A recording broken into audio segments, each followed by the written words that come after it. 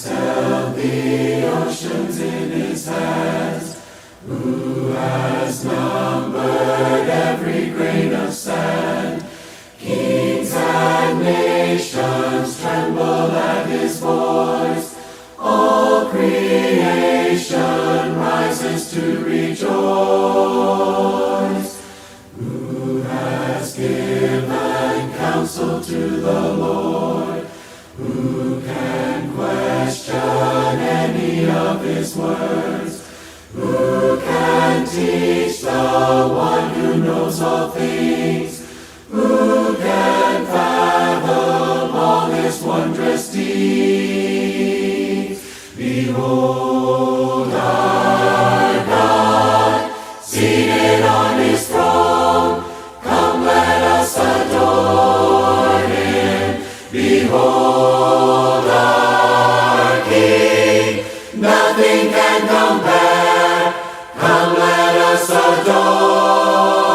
adore him. Who has felt the nails upon his hand, bearing all the guilt of sinful man?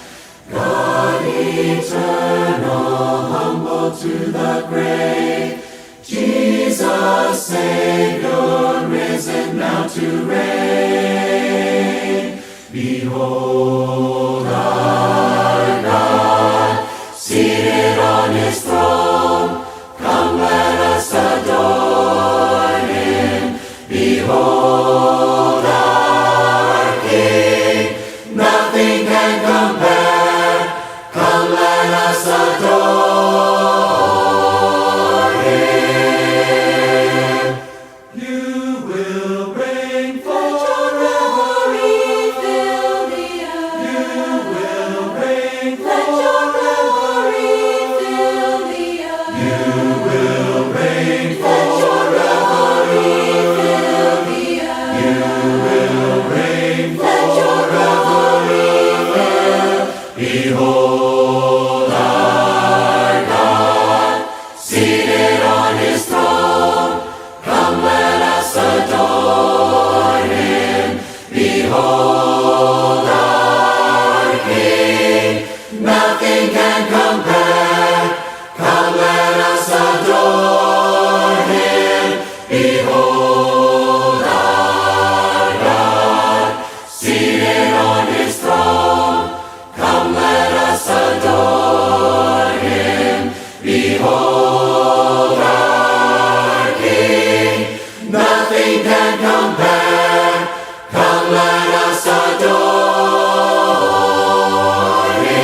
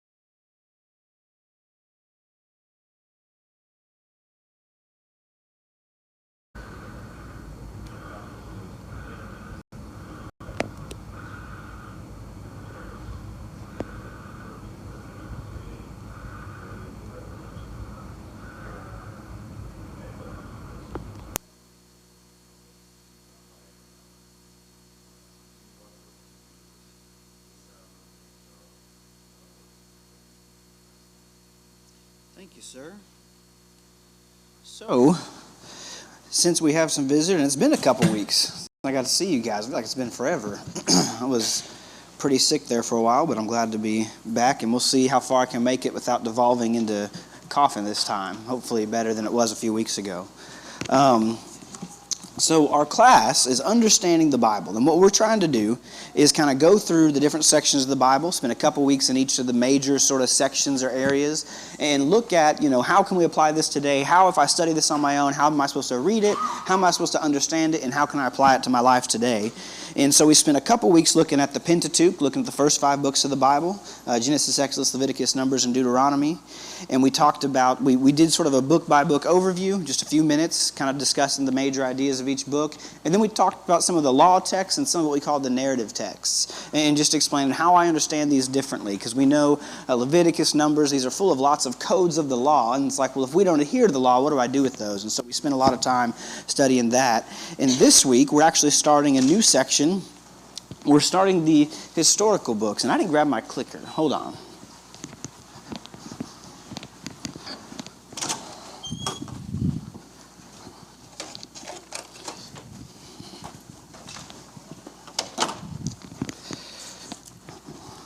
But we're studying the historical books, which I think technically is Joshua, Judges, Ruth, 1st and 2nd Samuel, 1st and 2nd Kings, and I think they include 1st and 2nd Chronicles in that.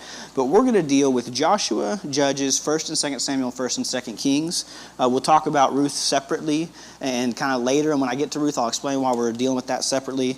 We'll talk about the Chronicles by themselves, and then we'll deal with Esther, Ezra, and Nehemiah separately as well. But what I want to kind of handle in one go here, and we'll start by doing the book-by-book overview, just like we did with the Pentateuch. And so we'll spend a couple minutes talking about Joshua, Judges, 1 Samuel, and 2 Samuel each. If we get to 1st and 2nd Kings today, we'll talk about those too, but I'm not really counting on it. But we'll see how it goes. We'll see how it goes. So the historical books. Yes, worked on the first try. All right. It's going to be a good day. So the historical books fill kind of a special place. They fill this gap between Moses, who we know, of course, did all the great things, led the people out of Egypt, crossed the Red Sea, crossed the wilderness. And it starts with kind of the opening scene of them coming into the Promised Land, of crossing the Jordan. And these historical books run all the way through Joshua. We have the period of the Judges, of course, and then obviously Samuel. But Samuel anoints Saul, but the main figure is, of course, David. And what they call the Davidic monarchy, or the United Kingdom, really dominates the historical books. That's what most of the books of Samuel, the books of the Kings are about. And if you've ever heard that the Bible is a book that points to Jesus, talks about Jesus, and looks back at Jesus, if you've ever heard that before, that the whole Bible is centered around Jesus, I would argue that the bulk of the Old Testament is centered around Jesus-like figures. And so in the Pentateuch, you have Moses, right? Moses is the one speaking on behalf of God. He's giving them the law. He's telling them what to do. He's their intercessor, right? He goes into the Holy of Holies. So in many ways, he feels part of that Jesus role, not the whole thing, but just part of it. And then in this period, we're going to see that Samuel does that a little bit, but really we're going to see David does that in a big, big way. And so this whole section, I would say, from Joshua all the way to 2 Kings, really points kind of looking forward to David, talks about David, and then kind of looks back at David. And we'll see why that's so important. We'll see why that's so important too. Why is David such a big deal? So that's really the overarching theme of our whole section here.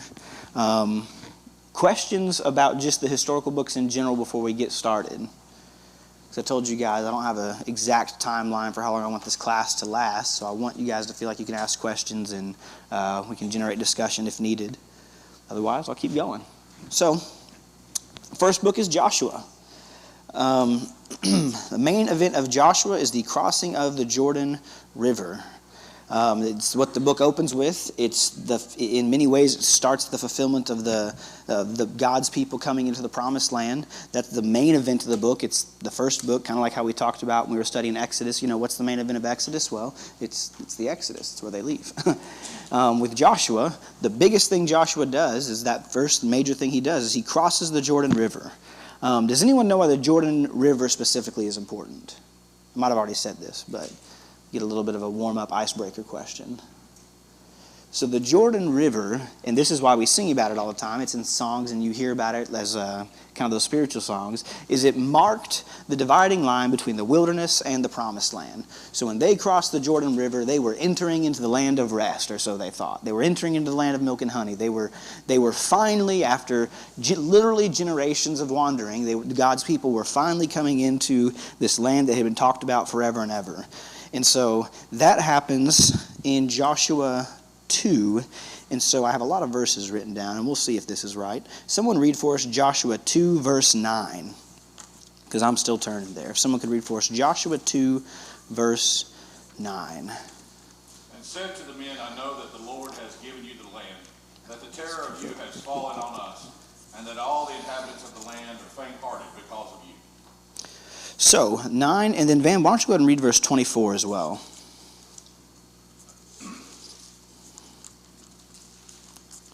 They said to Joshua, truly the Lord has delivered all the land into your hands, for indeed all the inhabitants of the country are faint-hearted because of us. Thank you.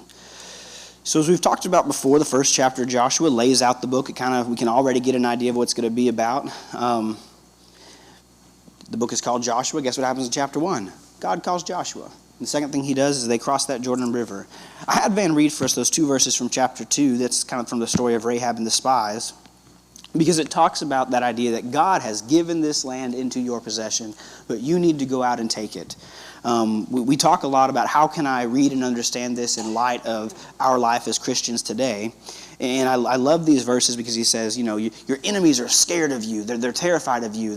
They're quaking in fear because of the might and power of your God. But we know they're about to lose some battles. Like they're going to win some, but they're still going to lose some. And it's like, if the enemies are terrified, why does that happen? Well, when you study Joshua, we see that, when Joshua and the people obey God, good things happen. What do you think happens when they disobey God? Few people are with us. Bad things happen. That was not a trick question, I promise. When they obey God, good things happen. When they don't obey God, bad things happen. And so I read those verses from 2:9 and 2:24 because I think they're kind of similar to really the faith that we have today. We do not have to pay the cost for our sin, right? Jesus did that. In the same way that God is telling Joshua, look, I've already given this land into your hand. You just need to go out and take it. God has paid the price for our sin, but does that mean I can do whatever I want now? No. Okay. We'll wake up eventually. If I keep yelling, I bet you guys will wake up at least by the time worship starts. They're like terror-stricken. Yeah. Are scared to death. Well, the enemies are, is what he's telling me, but yes, the people are too. We see fear of God plays a big thing here in the Old Testament, and in both, but we'll get about that later. We'll read a couple more verses that kind of tell us the purpose of the book of Joshua. I told you it was crossing the river. I'll read, this is from chapter 3. Just kind of continuing in this same thing. From chapter 3, verse 9. So Joshua said to the children of Israel, come here and hear the words of the Lord your God. And Joshua said, by this you shall know that the living God is among you, and that he will without fail drive out from before you the Canaanites and the Hittites and the Hivites and the Perizzites and the Girgashites and the Amorites and the Jebusites. Behold, the ark of the covenant of the Lord of all the earth is crossing over before you into the Jordan. And so we remember this Ark of the Covenant. If you've ever read the story of Moses, or you've ever seen Indiana Jones, right? It's the golden box, and it's got the angels and the 10 Commandments, and it's powerful and scary. And it was really like almost a icon or a emblem. The presence of God among them was that Ark of the Covenant. And so as long as the covenant was leading them, they knew God was with them. And so it says, he is driving out the enemies, and the Ark of the Covenant is going before us into the Jordan. I want to read one more verse before we'll move on from Joshua. And I'll actually have someone read for us Joshua 21, verse 43 through 45. Joshua chapter 21, verse 43 through 45. And it'll tell us just a little bit more on the purpose the book of Joshua fills in the big picture here.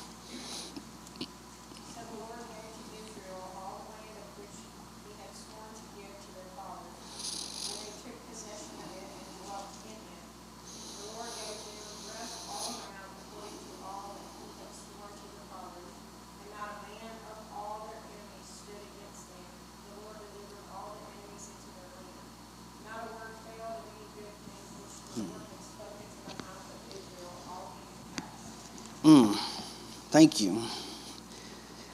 He says, the Lord gave them rest all around. Not a word failed of any good thing which the Lord has spoken. All came to pass. Do you remember the promise we talked about when we talked about the book of Genesis, that promise to Abraham? And how that promise to Abraham, I'm going to make you a great nation. I'm going to give you a promised land. It's going to be flowing of milk and honey, and all of your generations are going to rest there. All the way back in Genesis, that promise was made. And now, generations, books, hundreds of years later, this promise is finally being fulfilled. And so that is a big, big purpose the book of Joshua plays in the big picture here, is that promise God made to Abraham is finally being fulfilled under the leadership of Joshua, but more importantly through God's people. And so, when we think about all those things we've been talking about, and we ask, what does the book of Joshua mean? What can it teach us today? What are some things you guys think about? Or how do you think some of those themes that we've talked about can affect us today? Or how are they relevant today? You know, we're kind of parallel. How did they conquer what God had promised them? We are to conquer. We're supposed to take God's instructions and conquer the world. Absolutely. That's really one of the. I was going to one or two different places, and that's exactly it. I have up on the slides the theme of God's mission in the world. God gives them the mission in Genesis. He says, I'm going to send you across the river. I'm going to send you across the desert. And I'm going to give you a promised land and a place. And then when they obey him, that promise is fulfilled. And they're rewarded in that land of rest. It says, not on any good thing which the Lord, not a word failed of any good thing. All came to pass. Well, does the church today have a mission? Yes, absolutely. And when we fulfill that mission, are we not rewarded when we cross into the promised land? I believe we will be, absolutely. And so you're absolutely right, Wilson. There's a lot of parallels between this mission of God that is given to Joshua and the people of Israel and the mission that is given to us now. And we don't use the word conquer very often to talk about what we do, but I think that's very appropriate. That is absolutely right. So we take over the land. Another one, just as we kind of study characters and we look at examples, Joshua is another figure kind of like Moses in the sense that early in his career, Joshua's like, I'm not ready for this. I can't do this. God, the book of Joshua is very famous for that passage, be strong and courageous. And it says that phrase like 7 times in that first chapter. And someone pointed out to me one time, if Joshua was already kind of a strong and courageous guy, I don't think God would have told him that 7 times. So Joshua's probably pretty meek. Probably pretty quiet. We know he was alive during the time of Moses, but he only speaks up like twice in the entire second half of the book of Exodus. And so he says, you probably don't say that over and over to somebody who's already got it figured out. And so Joshua is this guy who evolves from really this young man trying to figure out how he's going to fill Moses' shoes in the beginning of the book to by the time the book of Joshua is over, the people have obeyed everything that God has spoken to them through Joshua. So, trying to keep with time, but also figure out how much I want to say here. Questions on Joshua?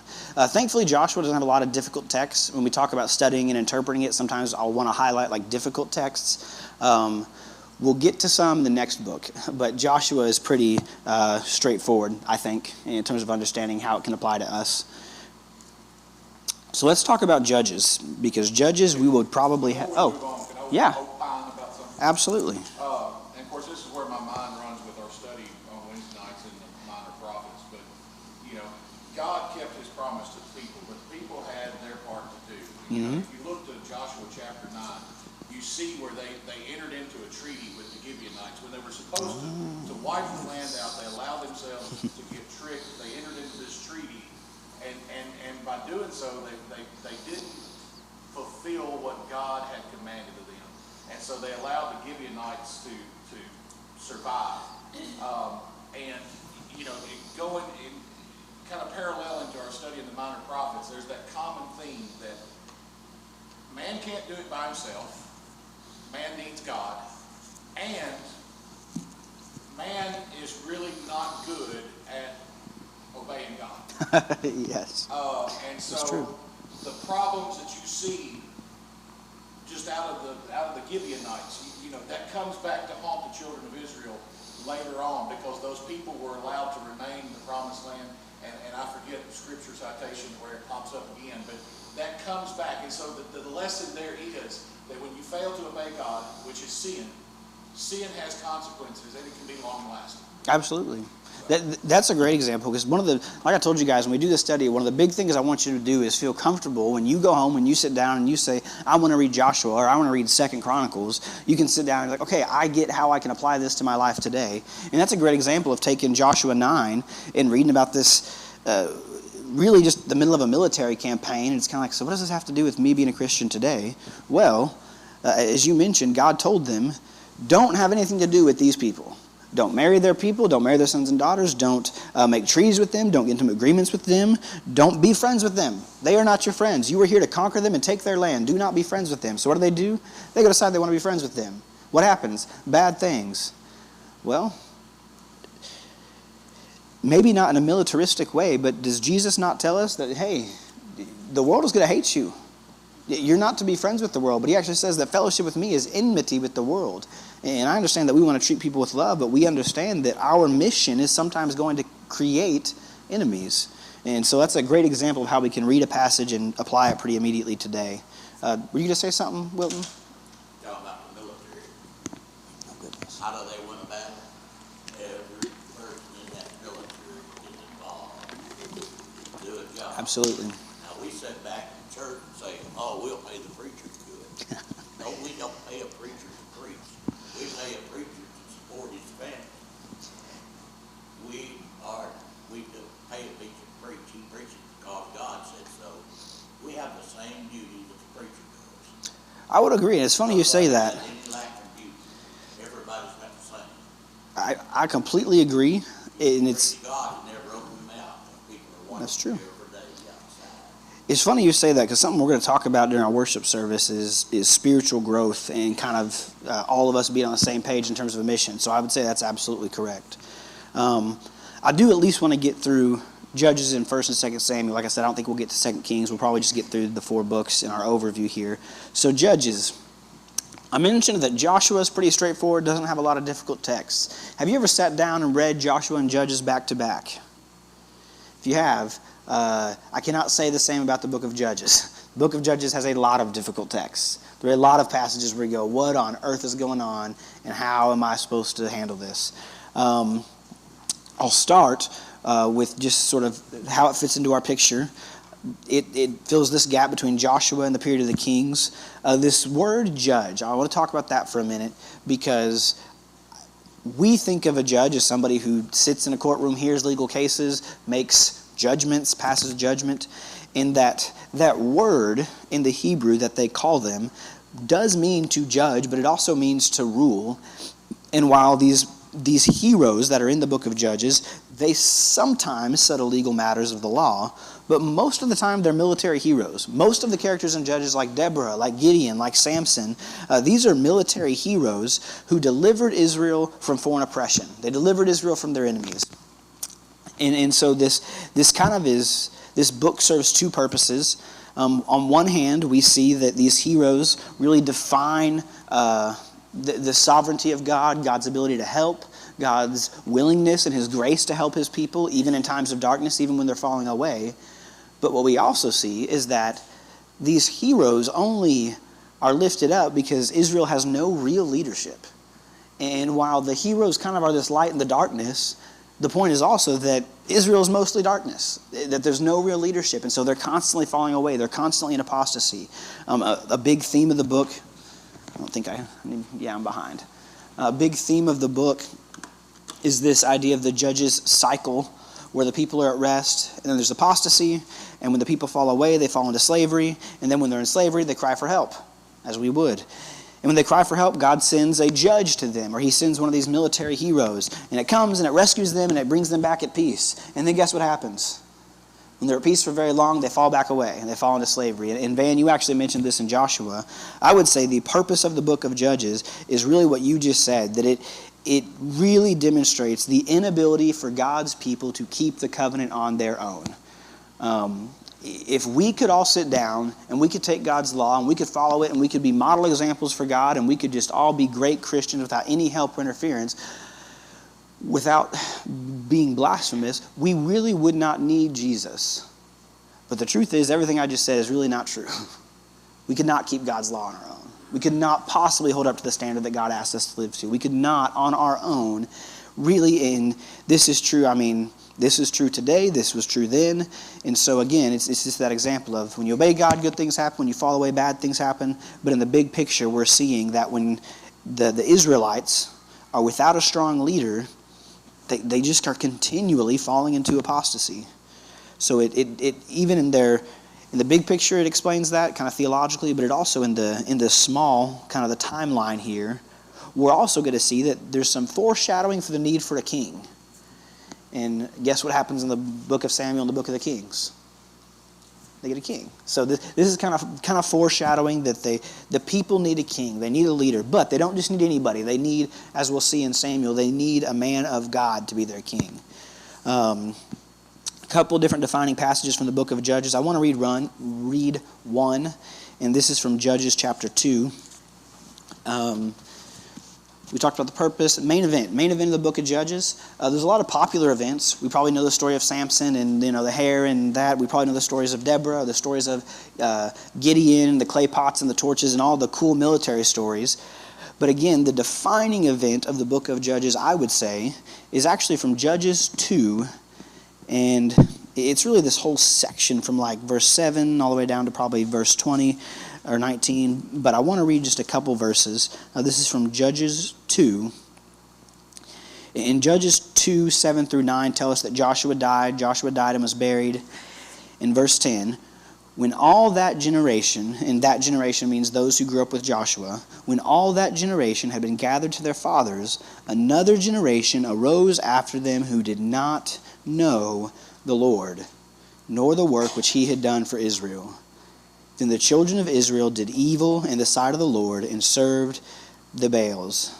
They forsook the God of their fathers who had brought them out of the land of Egypt, and they followed other gods from among the gods of the people who were all around them. They bowed down to them, and they provoked the Lord to anger. So we talk about how after Moses we start seeing a big theme in all these narrative stories is duality or pairs. Sometimes they're called character foils. Joshua and Judges are a great example of that. Under Joshua, Moses picked Joshua to be a good leader. Joshua was a good leader. The people followed Joshua. They obeyed Joshua. And guess what? They carried out the mission of God to full success. When the period of the Judges, there's no leader. Joshua doesn't really pick a leader to follow him. There's not strong leadership. And when there's not strong leadership, the mission doesn't really get accomplished. And when the mission doesn't get accomplished, the people fall into bad situations over and over. And I love this idea that it says, another generation arose who did not know God. They were not taught. They were not led. They didn't know the things God had done for them. And so another big theme from the book, I think that's the event that really sets the tone. A big theme from the book of Judges would be Judges 17:6. And I'll go ahead and read that really just for the sake of time.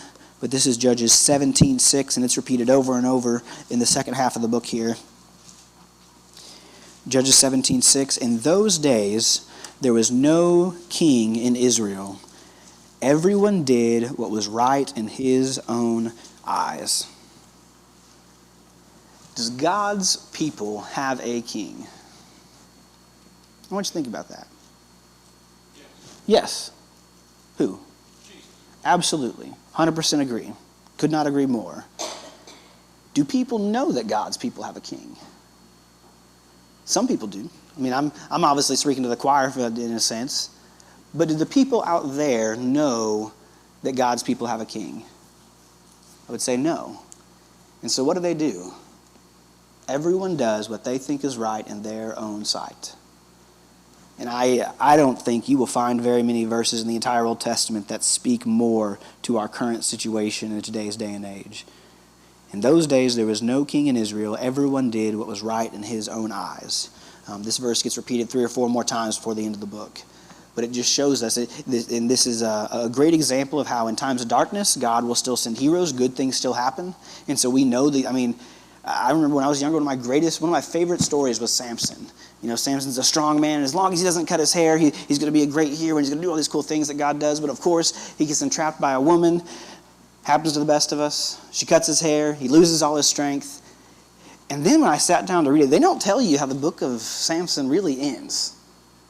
Like the VBS story is a little bit more like Braveheart, where he goes out like a hero and he kills all the enemies and he kills himself to kill the enemies and he's this great hero. But if you actually read the story of Samson, Samson's I don't want to say a horrible person, but he's not a good person. He's a horrible example. And in fact, when you really read the text, his death is sad and it's pitiful.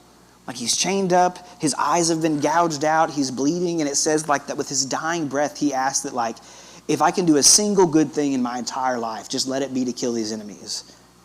But like Samson's actually a bad example when you really read the text. Because it's like, no, don't fall to the temptations of the world. Don't get your hair cut by the pretty lady.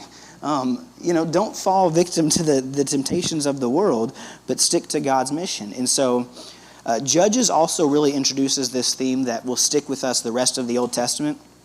And I would say after Moses and until Jesus, there are no perfect heroes. And in a general sense, there's no perfect heroes anyway, but I think you get what I'm saying. There are really no good heroes in a true sense of the word. You might say Samuel. Samuel doesn't do a whole lot. He's a prophet. He anoints Saul and David, but we don't see Samuel leading these campaigns for God's mission. I don't mean to diminish Samuel. I'm sorry, Samuel. But Samuel's not really a military hero.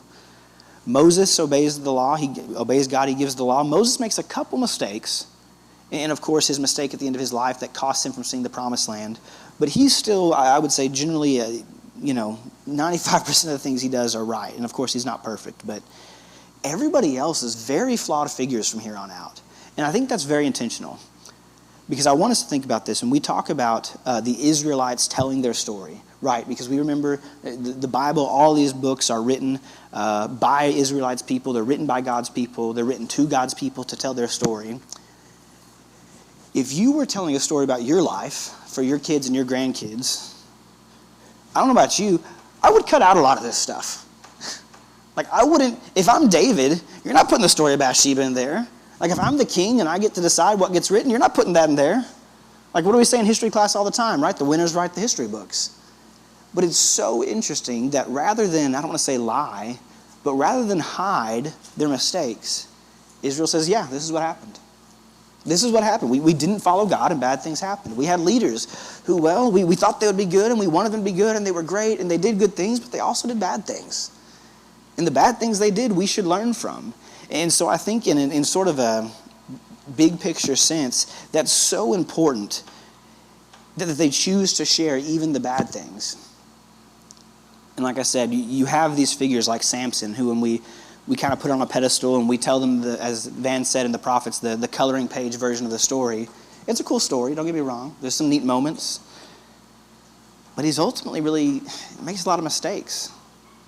David, boy, I just told you, the whole of this section points to David. David's the man after God's own heart. David does great things. But you know why the kingdom unravels after David or why his empire falls apart?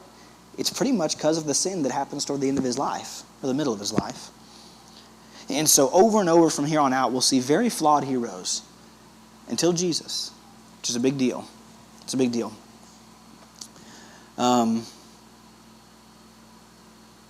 Questions about okay.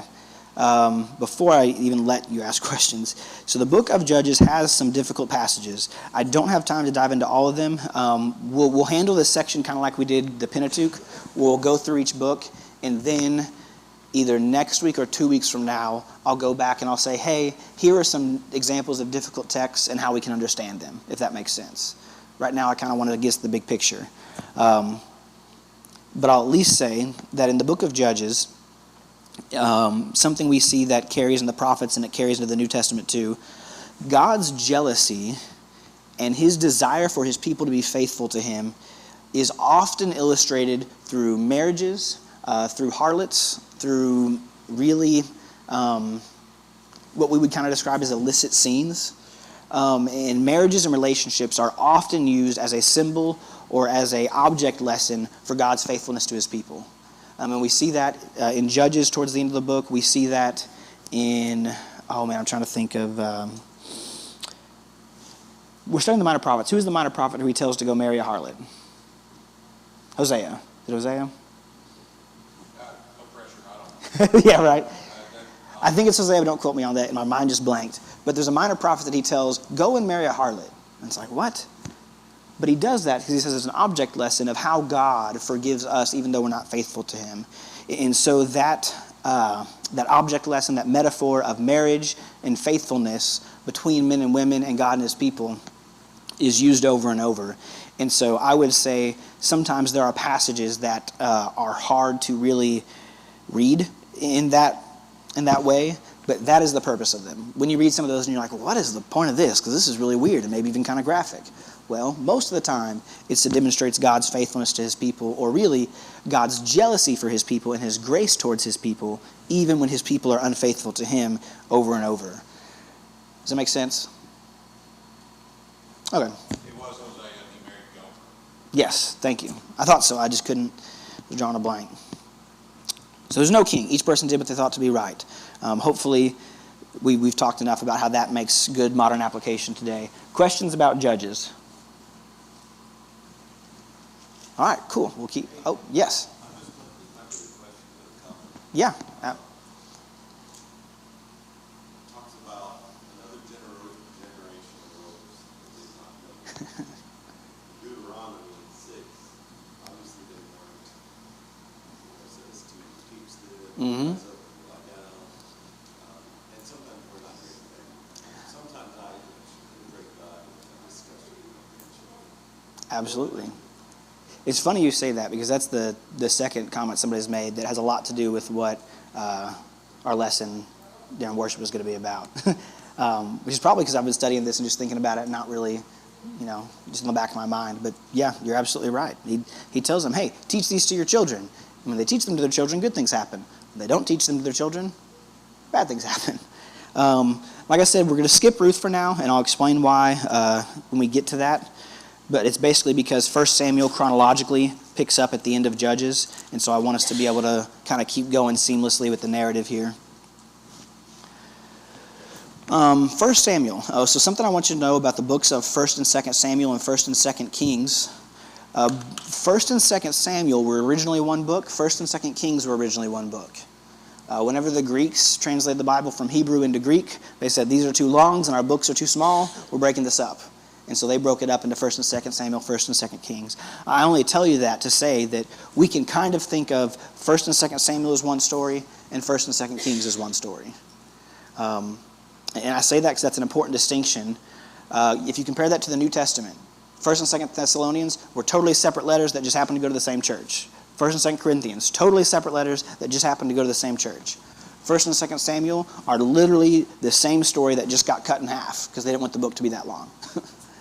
I don't know if they ran out of space on the scroll or what was happening, but they're tied right together. And even truthfully, 1 Kings picks up pretty much right where 2 Samuel lifts off. So this is one really from Joshua to 2 Kings is sometimes this is called the Deuteronomistic history, which just means the history of God's people. And they say that because it's this section of the Bible that you can read, with the exception of Ruth. You can start in Joshua, read all the way through 2 Kings, and that is just one big, long, 5-part story.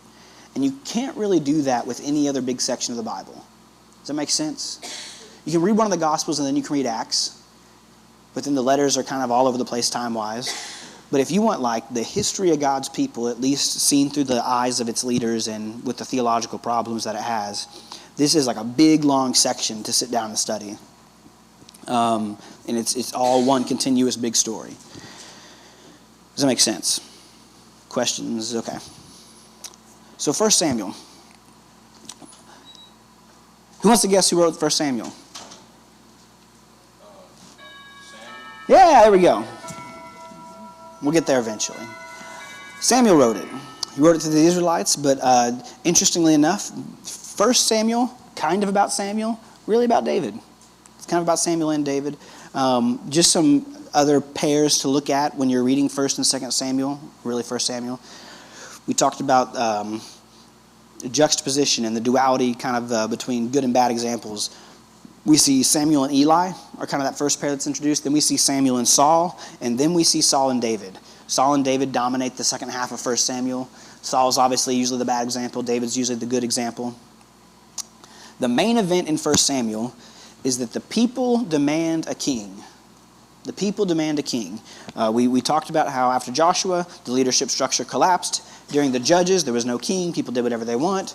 Well, then during 1 Samuel, the people have had enough of this and say, you know what? We need a king. Does anyone remember, or do they happen to know, why it was the people thought they needed a king? That's exactly right. Turn to 1 Samuel 8.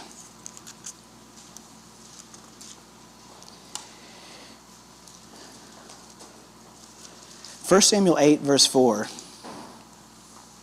Then all the elders of Israel gathered together and came to Samuel at Ramah, and said to him, Look, you are old, and your sons do not walk in your ways. Now make us a king to judge us like all the nations. I want you to understand this, because I believe if the people did not act in this way, I think God would still give them a king. I think they would still have a king. I think God's plan was for David to be the king. I don't mean to be presumptuous on God's behalf. I think God had a plan for them to have a king in their own time. We just talked about how the lesson of Judges was that God's people need a king. And what do the people do? They say, God, we've been horrible and repentant and apostate. We need a king so that we can serve you better. No. They say, hey, everyone else has a king. Why don't we have a king? And if you're reading this section chronologically, you should kind of just shake your head when you get here. Because it's like, that's not why you need a king.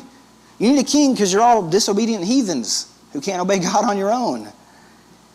But they say, we want to be like everybody else. Give us a king. And so what do? They look at the kings that the other nations have, and they say, we want a king like that. We want a king who looks like the king other nations have. We want a leader who looks like the leader other people have. And so what do? They anoint Saul. And without just retelling the entire story of Saul and David, Saul is your prototypical king. I imagine he was tall, big, broad shoulders, probably a long, very strong Israelite beard. He looked like a king. They said, this is a guy who can be a king. He can swing a sword. He can fight. Who cares what his heart's like? He's a guy who can be a king. And a big, big theme of 1 and 2 Samuel is what makes a good leader good. We knew when we were looking at Joshua and Judges, the people needed a king. But we knew, if we were studying Judges, that they needed a king because they couldn't obey God. They think they need a king so they can be like everybody else. So what makes a good king good? If you remember when we were studying Deuteronomy, one of the passages I read was that passage that talked about what an Israelite king should be. And I said, this is a big, big deal, even though you don't know it yet. And if I wanted to scroll, I don't really have time to scroll through my notes and find it. We'll probably open with that passage next week. But it talks about, a king should be faithful to his wife. He shouldn't accumulate much gold for himself. He shouldn't accumulate much wealth. He should not accumulate for himself many women or many men and have lots of servants. A king should be a man after God, and a king should be wise, and a king should be devoted to God first. But what does Saul do? None of those things. David, great guy. What does David do? None of those things. What does Solomon do? You know what Solomon's known for two things among anything else? We know him for his wisdom. You know what the history books know Solomon for? His women and his money. I mean, we really like the story where he didn't cut the baby in half, and that's awful nice. But he also hoarded up a boatload of wealth and women. If you go all the way to Deuteronomy, if we judge Solomon, we say, oh, he's a good guy. He was very rich and had lots of women, very successful. But Deuteronomy says, do not do that. David and Solomon were actually bad kings. And we'll pick up from there next week. Thank you, guys.